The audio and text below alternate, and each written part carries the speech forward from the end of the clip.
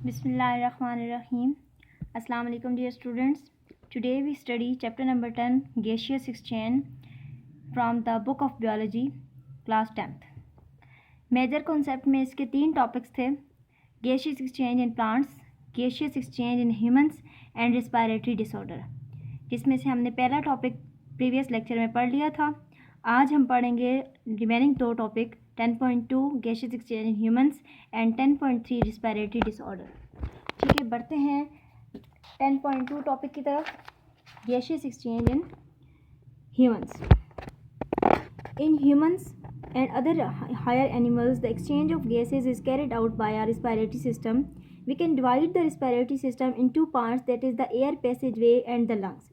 Gaseous exchange in humans के लिए हमें पता है कि हम रिस्पायर करते हैं, हम एक्सहेल करते हैं गैसेस को और साथ में इनहेल करते हैं। इनहेल जो गैस हम करते हैं वो है ऑक्सीजन एंड एक्सहेल करते हैं कार्बन डाइऑक्साइड। ये 2 मेजर गैसेस हैं। ठीक है, अब इनके लिए प्रॉपर सिस्टम हमारी बॉडी में पाया जाता है जो कि प्रोसेस है, जो कि इस चीज़ को लेके चल रहा है।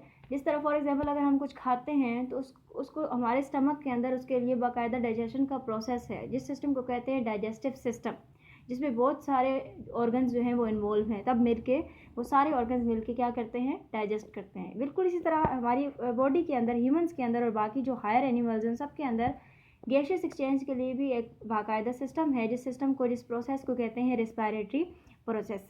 ठीक है, इस प्रोसेस को 2 हिस्सों में डिवाइड किया गया है, 2 पार्ट्स में। पहला है द एयर पैसेजवे। एयर पैसेजवे मतलब वो रास्ता जहाँ से एयर गुजर के हमारी बॉडी के हर एक सेल तक पहुँचती है, जिस स्पेशल ऑर्गन तक जाती है जहाँ पे एक्सचेंज होती है गैसेस की। और जो दूसरा ऑर्गन है स्पेशल जहाँ पे गैसेस एक्सचेंज की अकरिंग होती है वो है लंग्स। ठीक है, पहले प्रोसेस की तरफ पढ़ते हैं। जो पहले इसका पार्ट इस प्रोसेस का वो है the air passageway. The air passageway, the passageway consist of the parts through which the outside air comes in the lungs, and after the exchange of gases it goes out. This passage of air consists of the following parts. यहाँ पे एक पैसेजवे के बारे में बताया गया है कि ऐसा पैसेजवे जहाँ से बाकायदा एक ऐसा रास्ता जहाँ से एयर गुजर के अपने हेडेक तक, अपने मेन पॉइंट तक पहुँचती है, वहाँ पे गैसेस एक्सचेंज होती है और फिर वापस एक्सहेलेशन के लिए आती है। तो ये वो सारा रास्ता क्या कहलाता है, एयर पैसेजवे कहलाता है। The nose encloses the nasal cavity. अब इसके मेन पार्ट्स बताए गए हैं जो एयर पैसेजवे में इन्वॉल्व हैं। The nose encloses the nasal cavity. It opens to the outside through the openings called nostrils.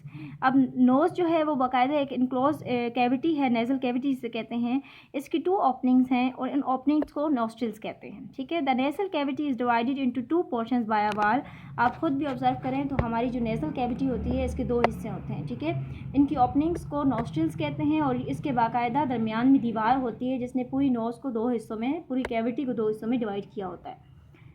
और इसकी पूरी कैविटी के अंदर each portion is lined by a fine hairs and mucus which filters the dust particles from the air.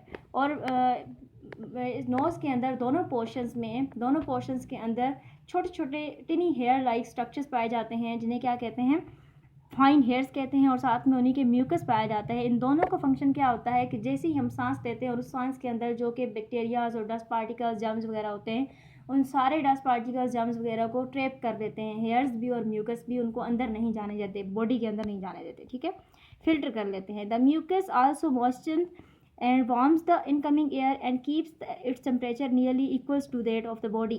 Fine hairs का काम क्या है, trap करना बैक्टीरियाज को और जर्म्स को, डस्ट को।